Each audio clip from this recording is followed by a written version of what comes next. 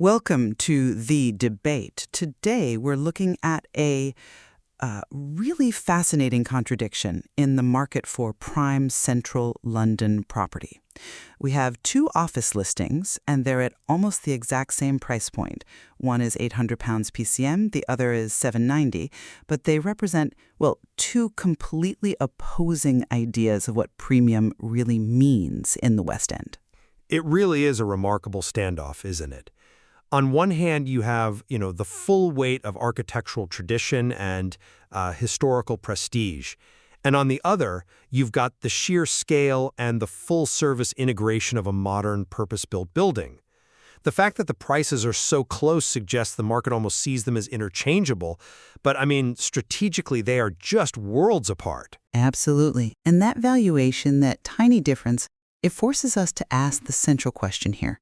Does the real long-term value in a prime central London office come from its traditional architectural character in its history, or does it come from its capacity for modern functionality, for scale, and for providing every possible amenity? Well, for me, the conviction is that the Upper St. Martin's Lane Covent Garden listing offers the superior and, frankly, the more pragmatic functional value.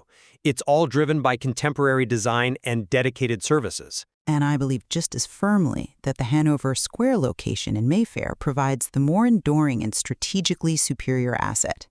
It's rooted in, its profound architectural heritage and that classic, undeniable Mayfair prestige. So my argument really starts with the enduring value of location. The Mayfair property isn't just an office, it's a legacy headquarters. The building has this sophisticated period style, a visible blend of Victorian foundations and 1920s Art Deco touches. The material even specifies its former life as a respected legal headquarters, which, right away, that signifies institutional credibility. For a startup or an ambitious SME, that W1S postcode and the character of the building itself, that's an immediate brand asset. I appreciate the marketing angle of that history. I do. But an asset has to do more than just look good on a letterhead. Modern business needs utility. It needs logistical excellence. And that's exactly where the Mayfair listing has this unmatched strategic advantage. It's explicitly described as a prime Mayfair, an area that is, fast becoming the #1 commercial powerhouse in the West End. The external connectivity is just irreplaceable. 3 minutes from Oxford Circus, 5 minutes from Bond Street. But the singular strategic advantage that I feel is completely undervalued in this price comparison is that the ground floor reception opens directly onto the new Crossrail station. That's not just connectivity, that's an operational moat. That Crossrail point is significant, I'll give you that, and we should definitely come back to it. However, I'd argue that enduring value, especially when you're comparing two properties separated by just £10 a month, is defined by scale and operational readiness. The Covent Garden listing, Orion House, is described as a homage to contemporary office building architecture. It's 16 floors tall, spanning nearly 100,000 square feet. That scale immediately signals a capacity for growth and a serious investment in modern infrastructure that, frankly, the 6th-floor period building just can't match. But are you paying for scale or are you paying for quality? The Mayfair location provides the classic essential features: meeting rooms, conference space, nice wooden floors. What more does a sophisticated operation really need? Well, modern requirements are highly specific. They focus intensely on employee comfort and flexible working. Orion House is a fully serviced space, which means the client has almost zero operational overhead. More importantly, it features specialized modern amenities that are conspicuously absent in the Mayfair listing: dedicated phone booths, focus booths for quiet work, bike storage, outdoor seating. These things directly enhance productivity and, crucially, staff retention.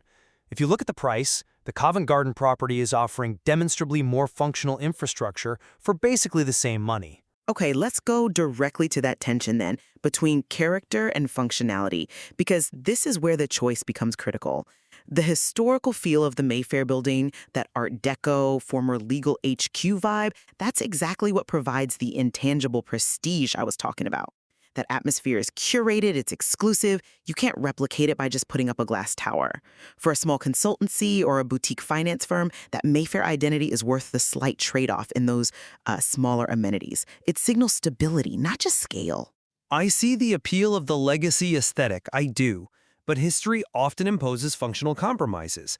I mean, we have to assume that a period building of that age, even if it's perfectly maintained, requires more upkeep and probably has less flexibility for internal changes. Orion House, on the other hand, was purpose-built for operational efficiency. When you compare the basic meeting rooms listed in Mayfair against the 5 different-sized meeting rooms mentioned for Orion House, you see a direct functional advantage. The modern building prioritizes the smooth running of daily business, whereas the period building prioritizes image. Image is utility for high-end professional services. But let's look at the functional disadvantage you might be buying into in Covent Garden. You're focusing entirely on the internal layout, but what about the strategic client journey? And that leads us perfectly to point 2. Connectivity versus service depth. I'm happy to concede that the cross-rail connection is a logistical marvel for Mayfair, sure. But let's first look at what the client is getting for their money in service depth at Covent Garden. Being fully serviced means someone else is handling all the operational needs, from the manned reception to managing the bike storage, which lets the tenant focus 100% on their core business. The surrounding area also drastically improves work-life balance. The material notes the limitless world-class restaurants and bars right outside the door. That is a measurable boost to employee well-being and retention. I appreciate the focus on staff retention and internal culture, I do. But I fundamentally disagree that internal amenity should dictate the long-term asset value over external strategic placement. And that is where Mayfair's advantage becomes, well, unassailable. So why is that connection so fundamentally superior that it outweighs the comprehensive service package of Orion House? Covent Garden is still the central West End, and the Tube is a quick 3-minute walk away. Because external connectivity has to be viewed through the lens of strategic client access and future-proofing. A direct opening onto Crossrail is an irreplaceable logistical moat. It dramatically shortens transit times across London and the Southeast, which is essential for any business dealing with regional or national clients. For a business that needs maximum client and executive access, law, finance, high-level consulting, the value of Mayfair's direct integration with the major transit hub far, far exceeds the operational benefit of having bike storage. That connection guarantees the asset's desirability for the next 50 years, regardless of interior design trends. That is a compelling argument for external logistics, I'll admit, particularly if a business is client-facing across the region. However, I would frame the service depth differently. In a hybrid working world, employees are prioritizing the quality of the office experience when they do decide to commute in. Those phone booths and focus booths aren't luxuries anymore. They're essential tools for deep work and confidential calls. And those are things that are often extremely difficult to integrate into the dense, smaller floor plates of a period Mayfair building. The Covent Garden offering is built for the contemporary workflow, not just the traditional client visit. I see the tactical advantage in those productivity tools. I do. But strategically, Crossrail guarantees value appreciation long after those modern features just become commonplace. So let's pivot our discussion to the matter of the target market and scale, because the material gives us really clear insights into who these buildings are for. The Mayfair listing, with its 6 floors, is explicitly designed for small to medium offices. It's ideal for startups or SMEs. This curated scale, it preserves the intimate nature and the high-status environment of a classic Mayfair office. It targets firms that value exclusivity and brand association above all else. They are buying into the environment itself. But that narrow focus on small to medium is an existential limitation on growth. The Covent Garden listing successfully targets a much wider spectrum, SMEs to large organizations. The sheer capacity, 16 floors, nearly 100,000 square feet, offers flexibility and future-proofing. If a successful startup in Hanover Square experiences the kind of hypergrowth we often see, they immediately face the expensive and disruptive problem of having to find a new headquarters.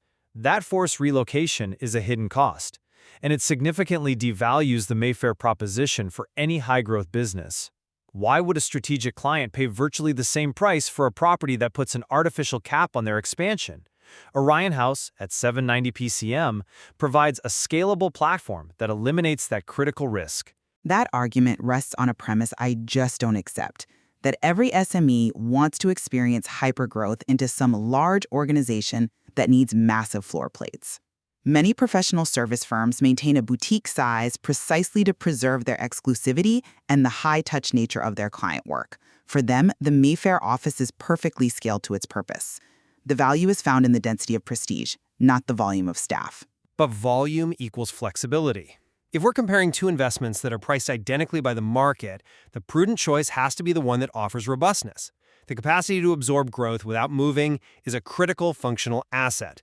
And if the Mayfair listing is small and curated, it sort of suggests that integrating modern amenities we discussed, like comprehensive HVAC or an extensive IT backbone, might also be constrained by the building's age and structure. I wouldn't equate curation with constraint. I see why you might think that, but I'd argue the Mayfair building's pedigree suggests a deep, high-quality restoration, ensuring that fundamental services are not just met but exceeded. The clients targeted by Mayfair are trying to align their brand with historical affluence and central importance, and that transcends the immediate need for 16 floors. Then what the market is telling us is that the premium for that non-functional, purely aspirational alignment is only £10 a month. If you factor in the operational cost savings of a fully serviced building like Orion House, savings in facilities management, maintenance, administrative overhead, that £10 premium for Mayfair might actually represent a hidden functional deficit. In my view, the strategic utility of the cross-rail anchor in Mayfair is an external asset that provides superior logistical pathways for clients, which no amount of internal service management can ever replicate. For businesses where client mobility and a high-status location are non-negotiable branding elements, the Hanover Square property offers the better, more defensible strategic value. You're trading internal flexibility for external permanence. And conversely, for any business prioritizing modern, agile operations and comprehensive staff services, the 16 floors of scale, the fully serviced nature, the dedicated features like focus booths, the Covent Garden location provides a superior functional offering at a marginally lower price. It prioritizes the efficiency of the asset over the legacy of the location. So what this deep dive into the material really confirms is a fascinating duality at the very top of the central London commercial property market. We're seeing prestige in history, evidenced by Hanover Square, being valued almost identically to modern scale and full-service functionality, exemplified by Orion House. Indeed. The market has priced these two opposing concepts of a premium office almost equally, which means the ultimate selection for a tenant isn't based on a cost difference, but on a critical strategic decision. Does the client's core business model prioritize external connectivity and historical heritage as its foundational asset? Or does it prioritize internal, contemporary workspace design and maximum scalability? Both are, highly credible positions supported by the data. The valuation complexities of central London clearly require more investigation.